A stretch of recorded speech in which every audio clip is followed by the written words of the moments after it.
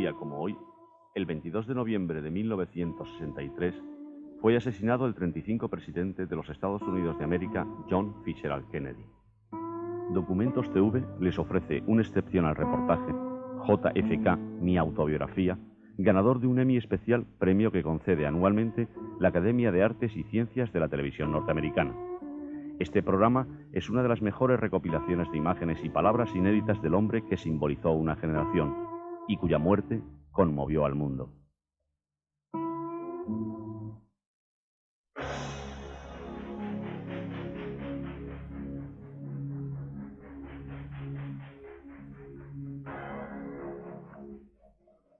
Creo que las dos únicas fechas en las que la mayoría de la gente recuerda dónde estaba son Pearl Harbor y la muerte del presidente Franklin Roosevelt.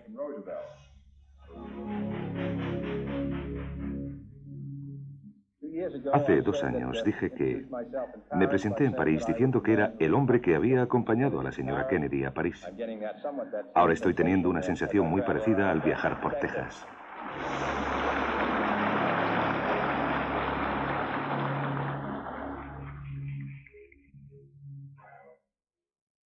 Hace poco he oído comentar que si ocupo la presidencia durante 1 o 2 mandatos, cuando termine me encontraré a una edad que podría definirse como difícil.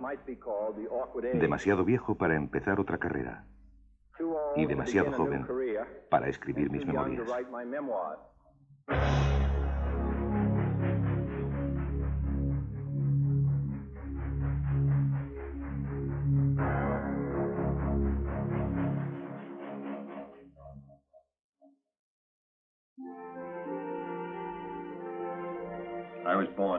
Nací en Boston, Massachusetts, en 1917. Tengo 8 hermanos y yo soy el segundo. Los demás vienen muy seguidos.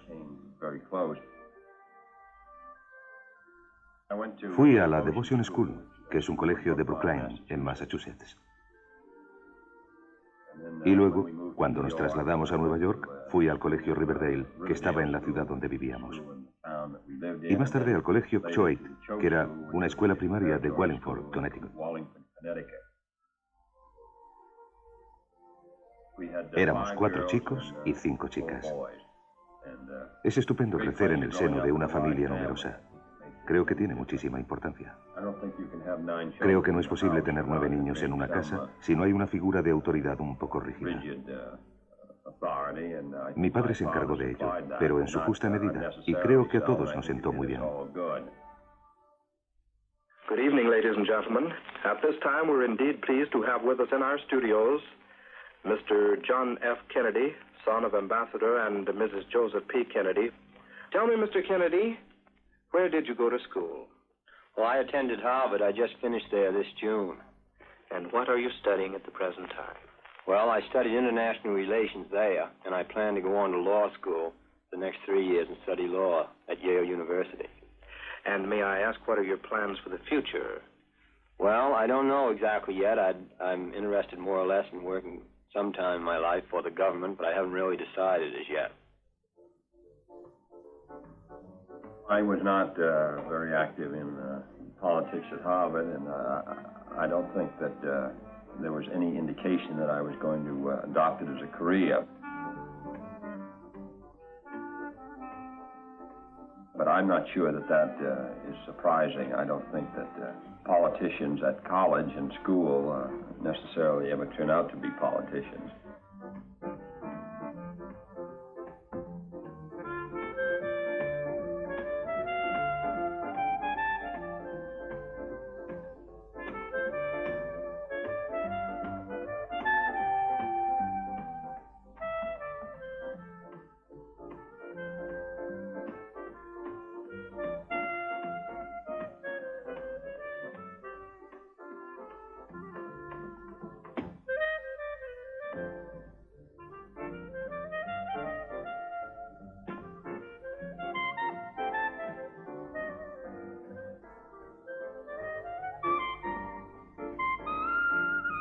You're the heir to really one of the country's great fortunes, one of the greatest. Matter of fact, when you were 9 years old, I believe it was, $1 million was settled on you.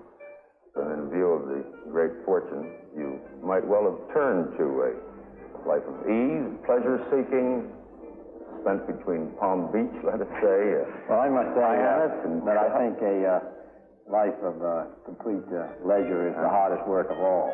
So I didn't feel that I was to take on that assignment.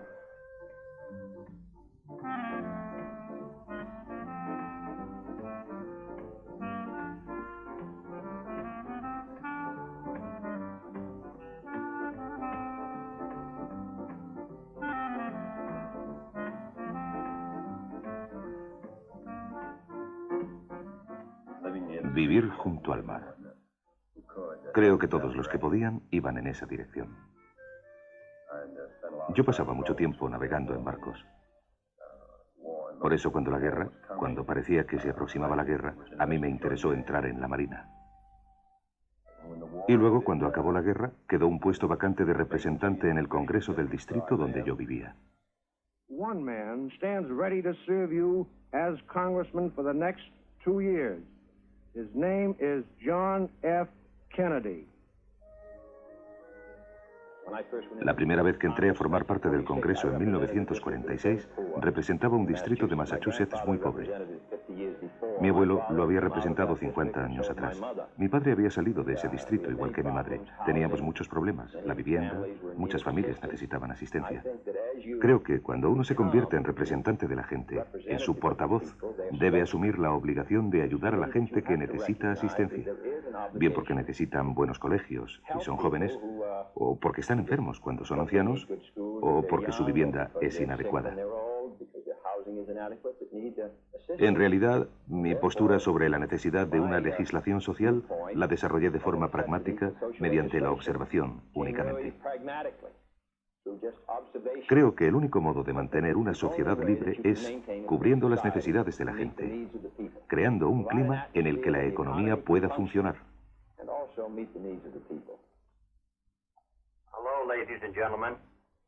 I'm going to talk to you very briefly today about a problem of tremendous importance to all of us who live here in Massachusetts. In this country, in the last years, we have solved 2 of our basic problems. There is no need today for anyone to go hungry or inadequately clad, but we do have the basic problem of providing adequate housing. I will fight for a continuation of our low-income public housing, but also for the development of an adequate middle-income program, which is so essential to the well-being of this country. If I am elected to the United States Senate next November, I will fight in the Senate for the affirmative uses of the resources of the federal government to better develop the economy of Massachusetts and New England. Who can fight and fight till he wins? Kennedy can. Kennedy can. Who can do the job he begins? Kennedy can. Kennedy can. Me levantaba pronto e iba a hacer visitas a las fábricas. Visitaba 4 o 5 fábricas por la mañana y por la tarde, durante la hora de la comida. A veces dábamos un paseo por la avenida principal de un pueblo o una ciudad y luego íbamos a las fábricas y hablábamos con la gente de allí. Y luego, como de 4 a 5, paseábamos por una de las zonas más pobladas con un megáfono y recorríamos las calles. La gente que llegaba a casa del trabajo oía el megáfono que decía que yo estaba en la ciudad y que tenía muchas ganas de conocerles. Y luego íbamos por la calle intentando estrechar la mano de toda la gente que podíamos.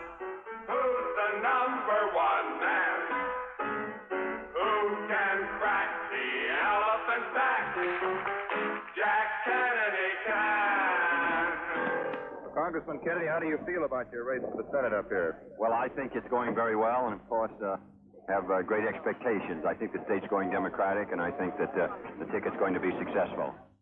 I think I know the people of Massachusetts pretty well, and I think they know me. Never think that your vote is not needed or is unimportant.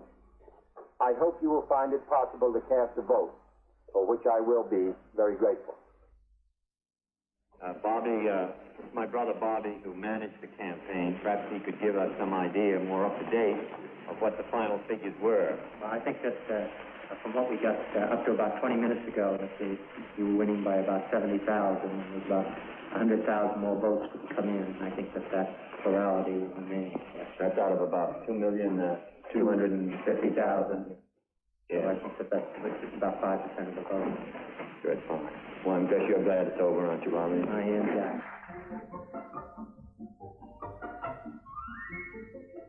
Me interesaba mucho el fútbol americano cuando iba al colegio. Red Grant siempre fue un gran héroe para mí. Mi padre trabajó en el mundo del cine más tarde e hizo una película con Red Grant llamada Un minuto para jugar. Yo le vi jugar como profesional en Boston y fue entonces cuando le conocí. No creo que haya que identificar a la juventud con la vitalidad y a la vejez con la sabiduría. Creo que depende de la capacidad de la persona. Tenemos un altísimo número de jóvenes con talento en la historia de este país, como Jefferson, Hamilton y muchos más.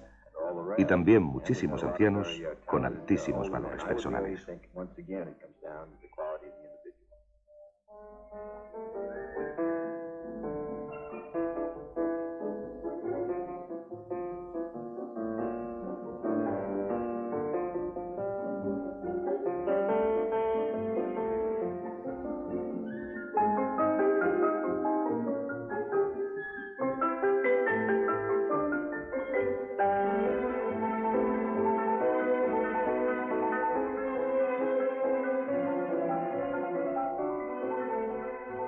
As one of the few bachelors in the Senate, and as a most eligible one, of course, are you simply swamped by invitations from Washington hostesses? I mean, you're a single man and a senator. That must make you most eligible. Well, you would think so, but it seems nothing seems to have happened. I met him at the home of friends of ours who'd been shamelessly matchmaking for a year, so I'm very grateful to them. At St. Mary's Catholic Church in Newport, Rhode Island, Senator John F. Kennedy's mother and father arrived to attend the wedding of their son. The bride, Miss Jacqueline Lee Bouvier, arrives while a crowd of 3,000 watches.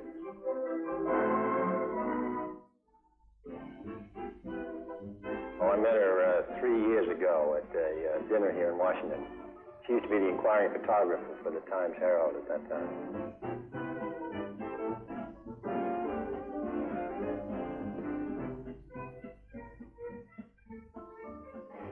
Was it a case of love at first sight? Well, I don't know. I don't know how you describe those, but anyway, I was very interested.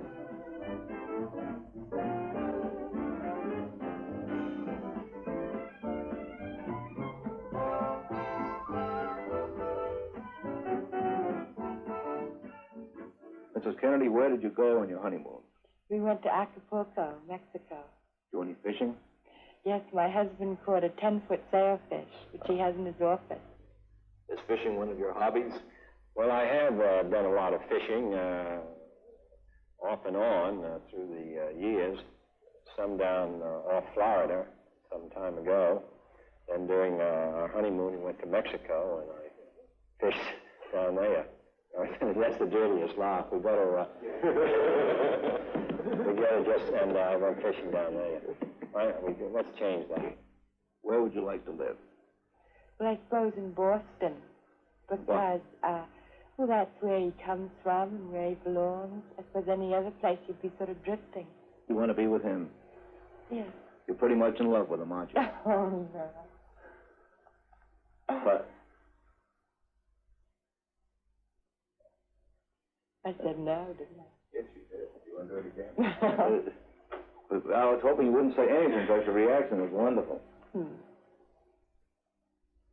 It was great. You are pretty much in love with him, aren't you? I suppose so. Instead of like most young brides who have a husband with a 9-to-5 job, I married a whirlwind, and I found it rather hard to adjust. But now I think politics is one of the most rewarding lives a woman can have, to be married to a politician. I think every woman wants to feel needed, and in politics you are, so much more than in many other fields. Well, now that you're the wife of a senator, do you ever give your husband any political advice? No, I wouldn't dare. Is it true that you cook a hot lunch at home? and send it over to the Senate so that he'll be sure and eat when he's working? Well, yes, because for years he never ate lunch. Or he'd have sort of a saltine at 4 in the afternoon and get so thin. I see. So now we trap him in his office. Do you have any political ambitions for your husband? You know, he's being mentioned as a possible nominee, vice presidential nominee. Well, just whatever he has for himself, I have for him. Well, I would first say that I would assume that it would be difficult for anybody to refuse, and that I would accept if I were asked. But I must say, in all honesty, that I don't think I'm going to be asked.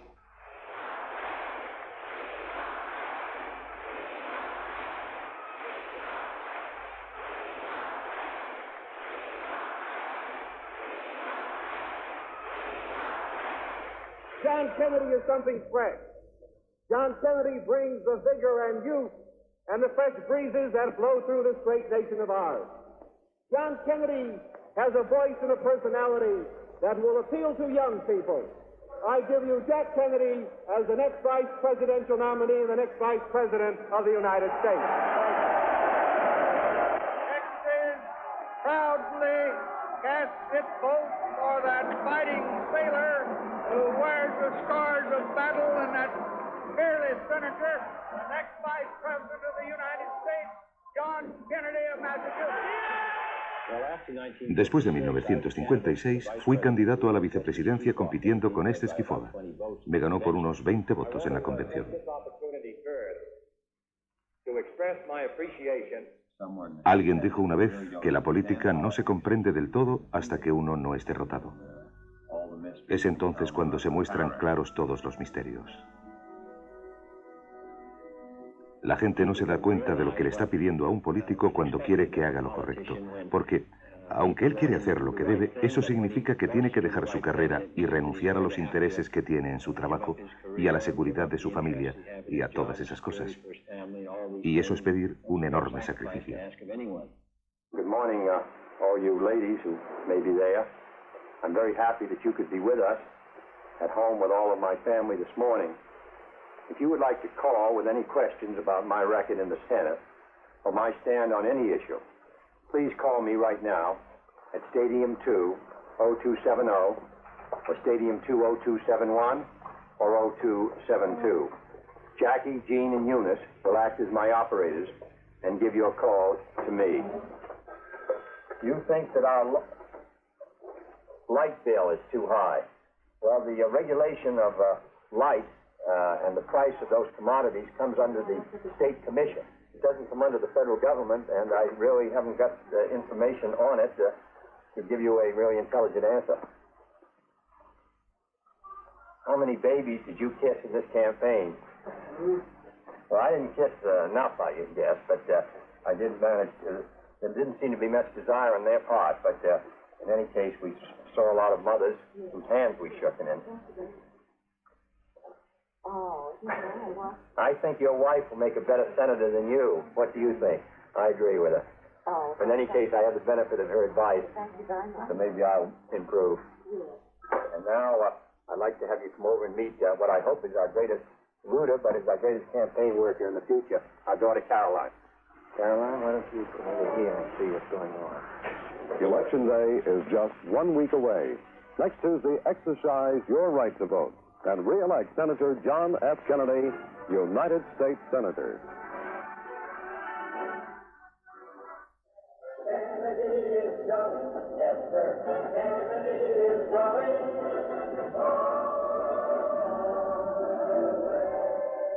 Senator Kennedy is now in front of the Fort Atkinson Saving and Loan Associates. The Senator and Mrs. Kennedy would be more than pleased to visit and chat with you. That's Senator John F. Kennedy from Massachusetts, candidate for the presidency of the United States. I'm today opening my drive for victory in the Wisconsin presidential primary. This will be a positive, constructive campaign.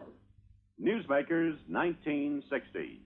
The Kennedy Campaign Organization has named its battleground for the presidential nomination, the primaries.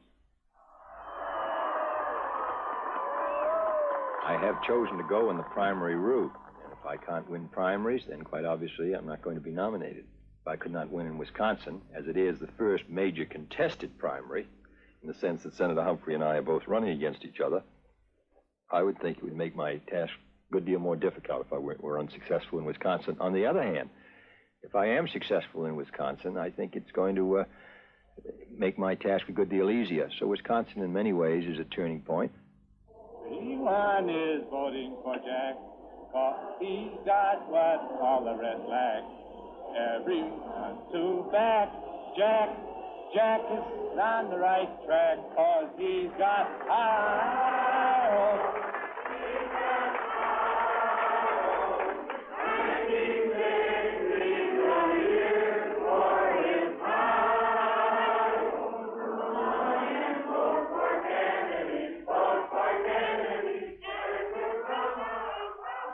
We are picking the next president of the United States.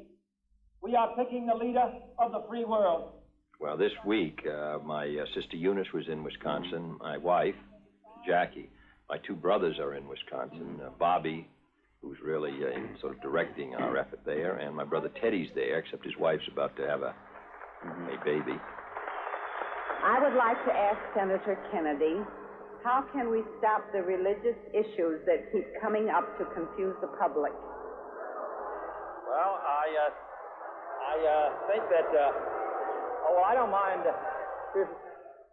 I must say that we shouldn't boo because it's I am running for the presidency, which is a powerful office, given great power under the Constitution, and it is a matter of concern to a good many people, and the best way to get it answered, it seems to me, is to ask the question openly and permit me to say that I support strongly the Constitution. I support strongly the separation of church and state. I believe it's the best arrangement for our society. I'm associated with it. Ma'am, I want to assure you that if I'm elected president, or if I'm elected president, or if I continue in the Senate, that I shall continue my devotion to the Constitution and support of it. Because I am a Catholic, and no Catholic has ever been elected president, the real issues in this campaign have been obscured. I am not the Catholic candidate for president. I am the Democratic Party's candidate for president, who happens also to be a Catholic. Please give us your voice in the polling place. Thanks for coming today. Thank you. Thank you. I am Mrs. Jack Kennedy. Your vote is important to our children, our country, and our world. Las campañas son un enorme trabajo. Algunas personas dicen que las disfrutan, pero además de la gran rutina por la que hay que pasar, siempre existe la duda de si se saldrá vencedor o no. Y la combinación de ambas cosas las convierten en un periodo muy difícil. Performance just about what you expected, or were you hoping for maybe better? No, I think we're going to get over 55% of the vote, maybe 56, and we'll be very happy about that. And in the White House, boy. That's right. I want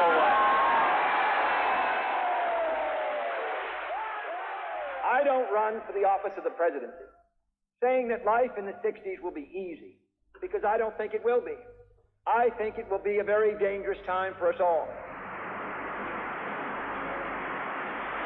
Your nominee and the next president of the United States, John F.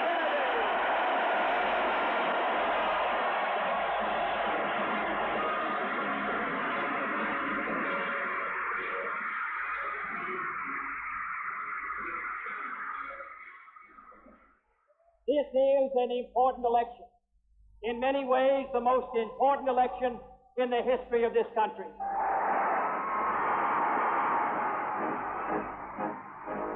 We will carry the fight to the people in the fall, and we shall win.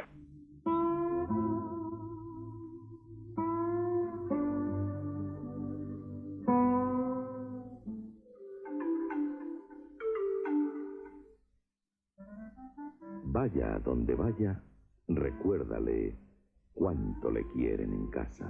Nescafé descafeinado es natural.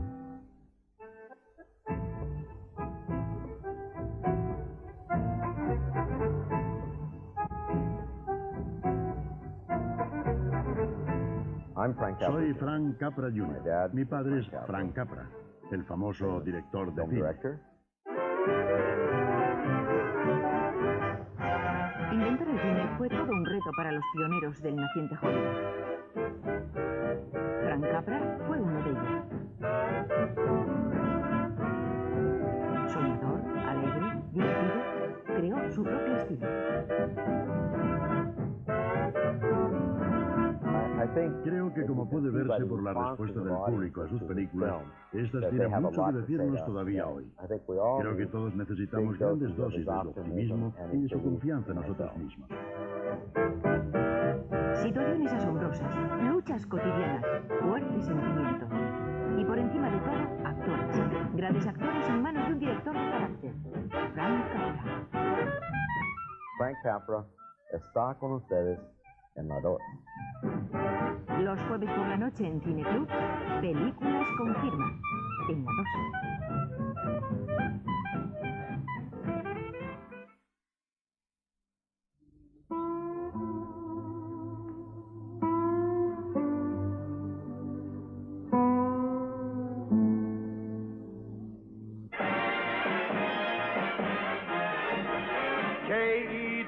K-E-double-N-E-D-Y, Jack the nation's favorite guy.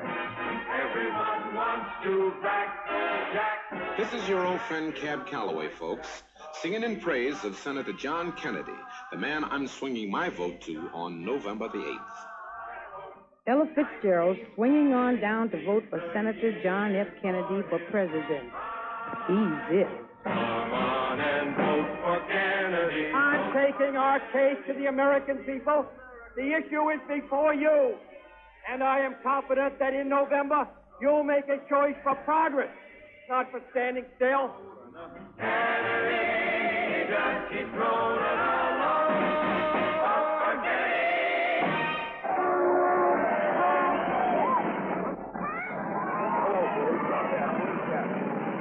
What about you, Mrs. Kennedy? What did you think of it? Unbelievable. I'm speechless. I've never seen anything like it.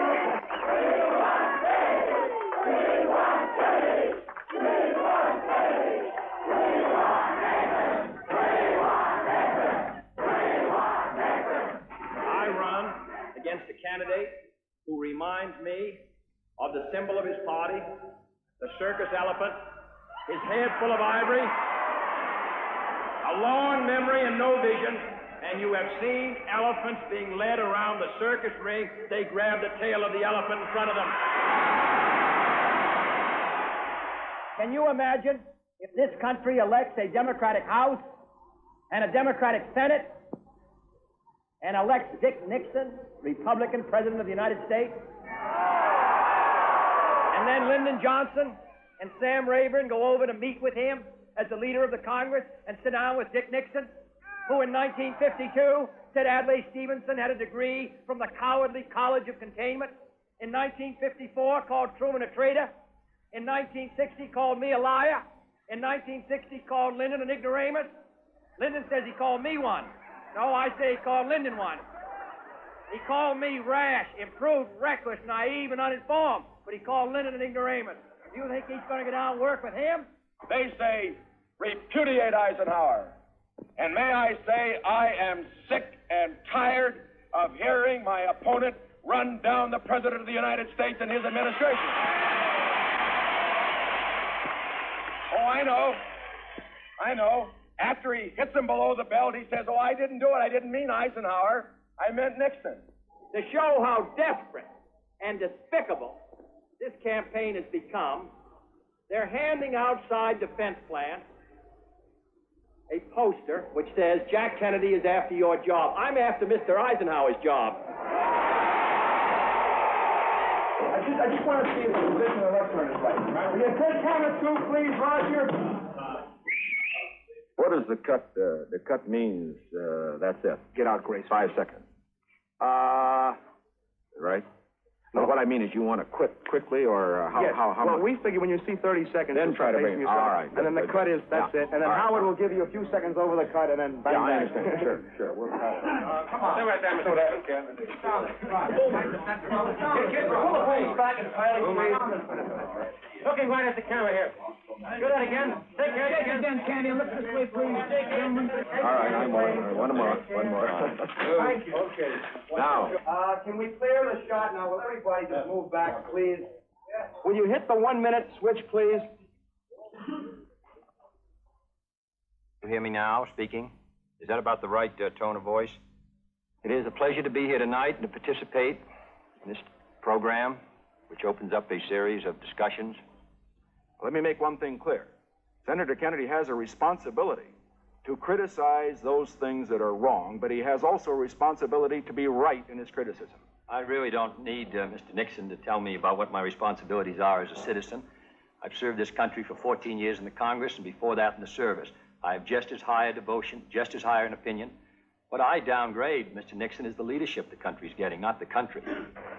From Election Central in New York, NBC News reports election night 1960. Let's take a look at the total figures on the popular vote.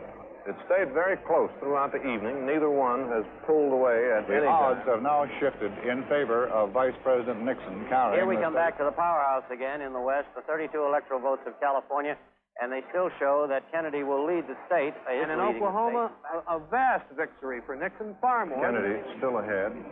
Utah, Nixon over Kennedy, 4 electoral 4 votes. minutes to sunrise here in the East. In Illinois, 6:31. a slightly shifting race, but Kennedy still well ahead. They show Kennedy's lead down to just about 700,000, the closest election of this generation. I am sure that many are listening here who are supporting Mr. Senator Kennedy. I know, too, that he probably is listening to this program. As I look at the board here, if the present trend continues, if Mr. Kennedy, Senator Kennedy, will be the next president of the United States.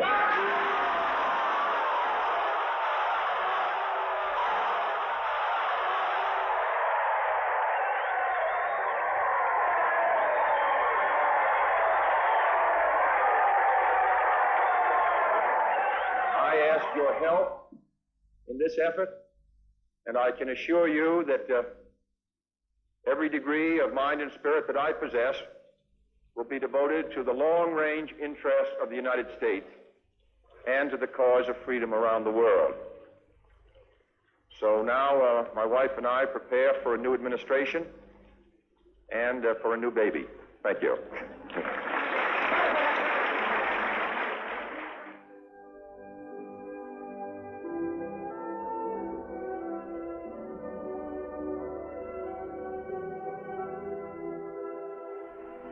It is time, in short, for a new generation of leadership.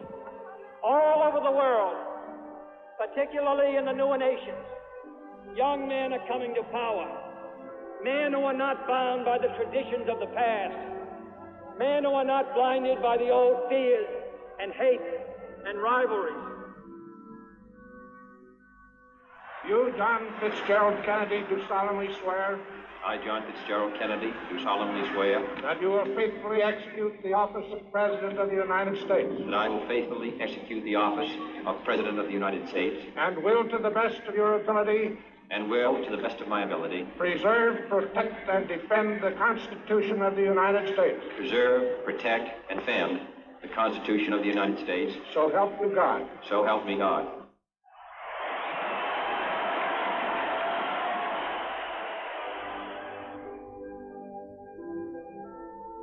Pedí a Robert Frost que viniera y hablara el día de la inauguración porque creía que tenía algo importante que decir a todos aquellos que estamos metidos en el trabajo del gobierno. Que nos recordaría que estábamos tratando con la vida, con las esperanzas y temores de millones de personas. Lo ha expresado muy bien en un poema titulado Elige algo como una estrella, en el que habla de la estrella que más lejana y débil se ve y que dice: nos pide poco de nosotros, nos pide cierta altura. Así pues, cuando a veces la gente se deja llevar y llega demasiado lejos elogiando o culpando, podemos escoger algo como una estrella para detener nuestra mente en ella y que nos contenga.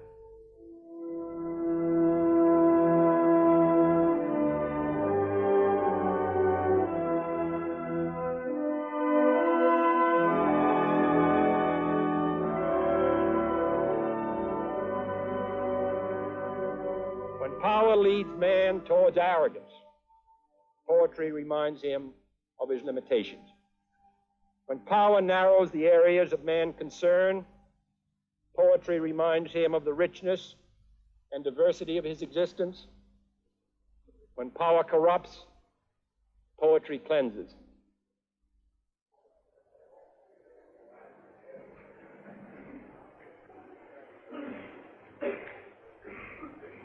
I have several announcements to make.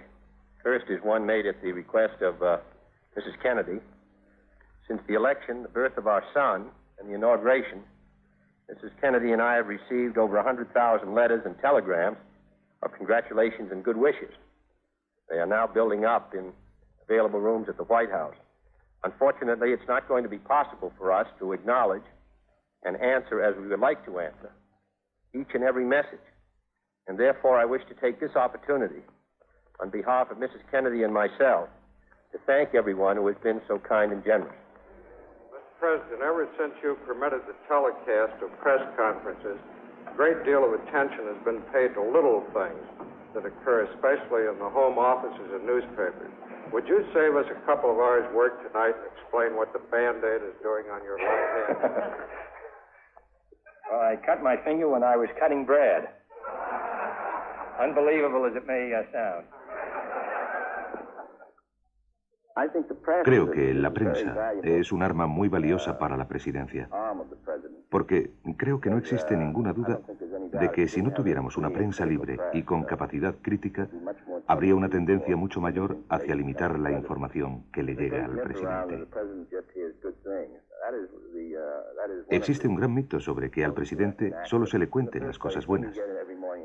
Eso es una de las cosas más falsas. En primer lugar, cuando recibes todas las mañanas el resumen de las noticias, siempre incluye los puntos críticos del mundo. Nunca dice que las cosas vayan muy bien en Túnez, porque en general siempre hay que tomar alguna medida. Por tanto, al comenzar con los periódicos de la mañana y el resumen de las noticias, siempre te estás enterando de malas noticias. Debo decir que resulta difícil determinar qué cosas son éxitos y cuáles fracasos, porque cada éxito viene acompañado de la posibilidad del fracaso y cada fracaso de la posibilidad del éxito.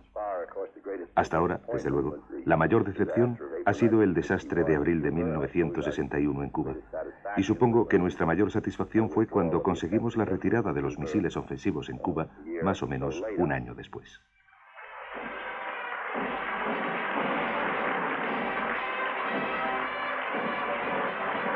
Ladies and gentlemen, the author, the producer, the director, and the star of Mr. Khrushchev's new play hit in Moscow. A funny thing happened to me on my way to Cuba. The President of the United States.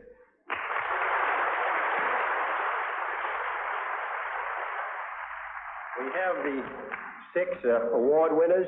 They represent 4 nations, and we would like to have them come forward and to accept these awards. Sarge, would you give us directions? There's a movie to be shown of each one. The first is Mr. John Fettinger. Yes, but there'll be a movie shown of each one. We'll just have the lights to that. This is the way this administration is really run. Now what do we do, Sarge?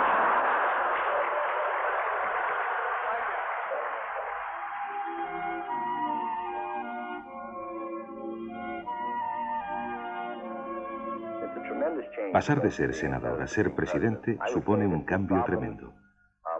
Yo diría que los problemas son más difíciles de lo que imaginaba.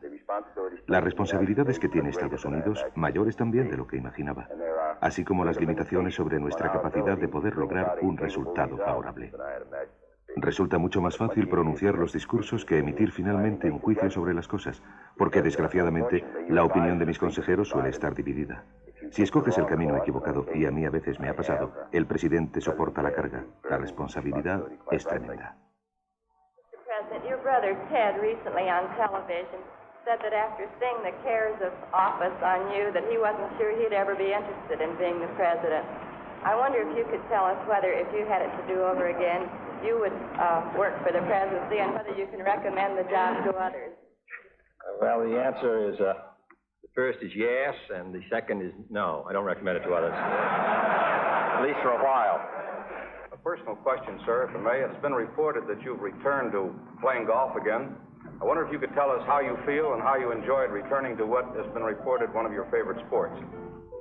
I like it. I didn't think I was going to play golf again until my trip. I don't want to get into a discussion of back difficulties, but my trip to Europe, I think, helped getting out of that office did something, so I enjoy it.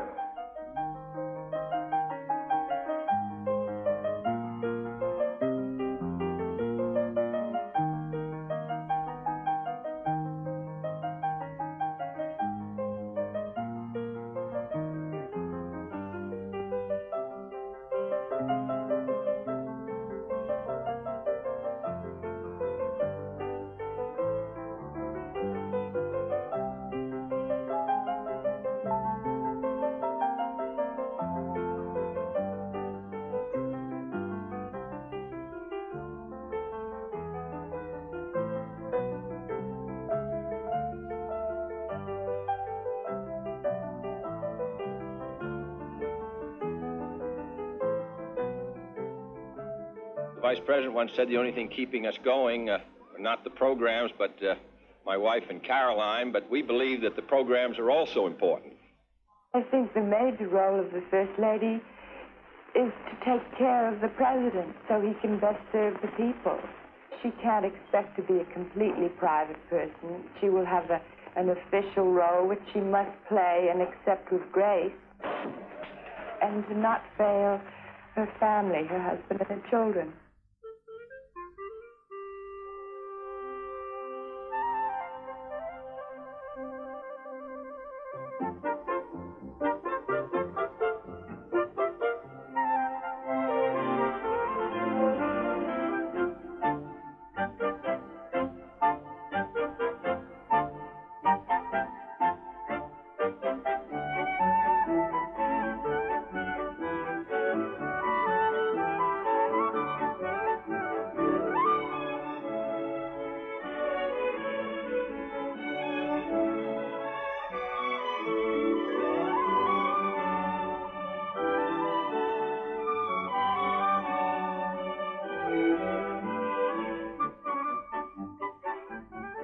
Good evening, ladies and gentlemen. I'm speaking to you from the White House. Wait a minute, John. Wait a sec. Don't say anything, because I got to give this speech. Can you sit down over there now and be a good boy? John. Come on now, be a good boy. John, you know we're going by helicopter to the airport tomorrow morning. Do you want to do that? I'm going to go in the helicopter tomorrow.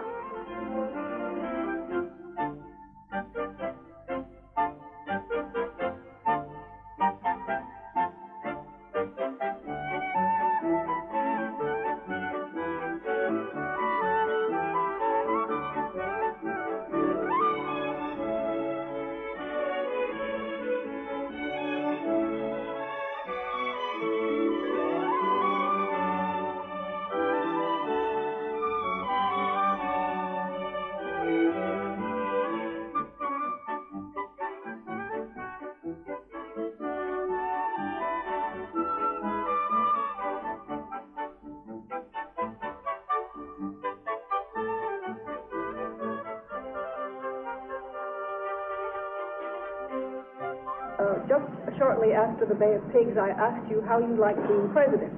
And as I remember, you said you liked it better before the event. Now you've had a chance to appraise your job. Why do you like it, and why do you want to stay in office 4 more years? Well, I find the work rewarding.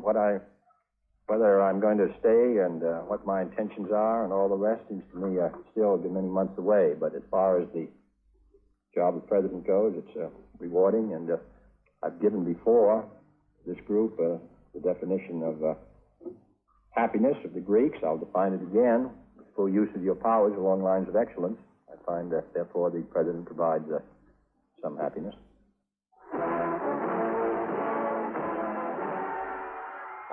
Paso mucho tiempo fuera de casa y es un trabajo agotador.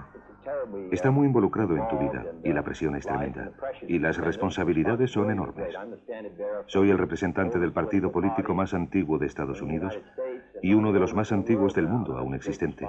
Eso es una enorme responsabilidad. Me gusta sentir que puedo con ella, pero la presión es tremenda. Ahora mismo llevo encima una enorme carga. Final judgment of anybody in an administration in the 60s is, have the vital interests of the United States been protected? Has peace been maintained? Is there greater stability in the world than when he came in? And did all citizens participate more fully in the life of the country? Now, that's what I'll rest on whenever I'm finished. The President's car is now turning onto Elm Street, and it will be only a matter of minutes before he arrives at the trademark. I was on Simmons Freeway earlier, and even the freeway was jam-packed with spectators waiting their chance to see the President as he made his way towards the trademark. It appears as though something has happened in the motorcade route. There has been a shooting. Parkland Hospital has been advised to stand by for a severe gunshot wound. The presidential car coming up now. We can see Mrs. Kennedy's pink suit. There's a Secret Service man, spread eagle, over the top of the car. We can't see who has been hit, if anybody's been hit, but apparently something is wrong here. Something is terribly wrong. We shall all stand by then and just relay the information as it comes in. Obviously, it's going to be sketchy for some time because you can imagine what is happening to every circuit. Obviously, the circuits are jammed. I would assume that the memory of every person listening at this moment has flashed back to that day in April 1945 when Franklin Delano Roosevelt... Excuse me, Chad. Here is a flash from the Associated Press, Dateline Dallas. 2 priests who were with President Kennedy say he is dead of bullet wounds. There is no further confirmation, but this is what we have on a flash basis from the Associated Press. 2 priests in Dallas who were with President Kennedy say he is dead of bullet wounds. White House Press Secretary Malcolm Kilduff has just announced that President Kennedy died at approximately 1 o'clock Central Standard Time, which is about 35 minutes ago. After being shot at After being shot by an unknown assailant during a motorcade drive through downtown Dallas. The President died approximately 25 minutes after the attack took place. Just before the announcement of the President's death was made, Vice President Lyndon Johnson emerged grim-faced and was driven off with a police escort to assume the constitutional responsibilities of the presidency. The American flag atop the White House here in Washington has been lowered to half-mast. It came down shortly afterward. There was confirmation of the president's death in Dallas. In the White House itself, the president's 2 children are still there, Caroline and John Jr. We do not know yet if they have been informed of their father's death. And here is the plane now. Made the flight back from Dallas. Plane coming in here at Andrews Air Force Base, just outside Washington. Cabinet officers, diplomats, senators, congressmen come out here in the dark. The men are now struggling with the casket, struggling to get it out of the plane.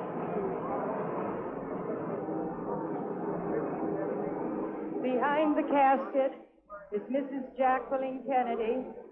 To her right is her brother-in-law, the Attorney General, Robert Kennedy.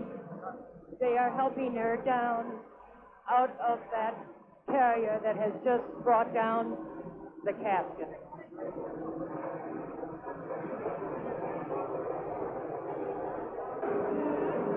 Mrs. Lyndon Johnson is holding the new president's hand.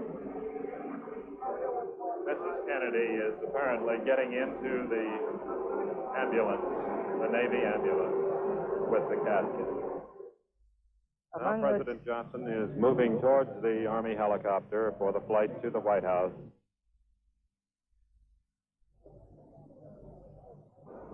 The Navy ambulance moved off with the casket.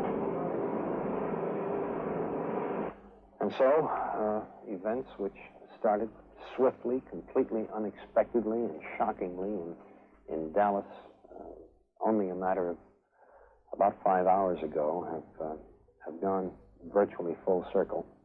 The President and the late President are, in a sense, back home, back in the nation's capital.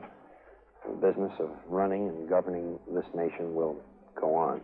Frank? It is safe enough to say that this afternoon, wherever you were and whatever you might have been doing when you received the word of the death of President Kennedy, that is a moment that will be emblazoned in your memory, and you will never forget it as long as you live.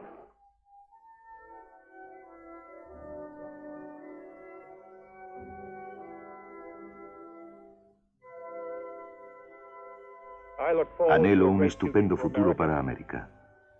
Un futuro en el que nuestro país iguale su fuerza militar con nuestros límites morales, su riqueza con nuestra sabiduría, su poder con nuestro fin. Anhelo una América que no tenga miedo a la gracia y la belleza, que proteja la belleza de nuestro entorno natural. Y anhelo un mundo seguro, no solo para la democracia y la diversidad, sino también para la distinción personal. But also for personal distinction.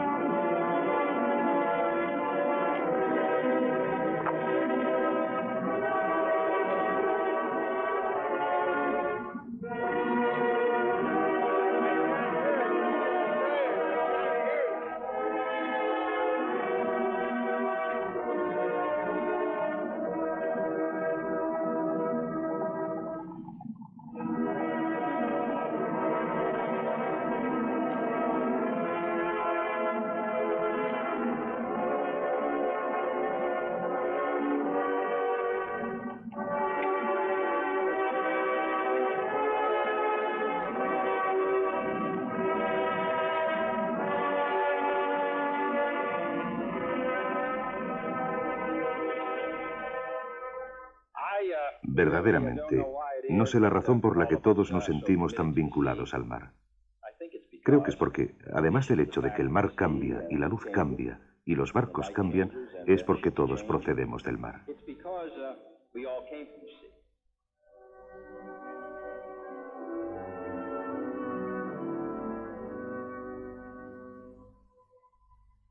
Todos tenemos en nuestras venas exactamente la misma proporción de sal en la sangre que la que existe en el océano.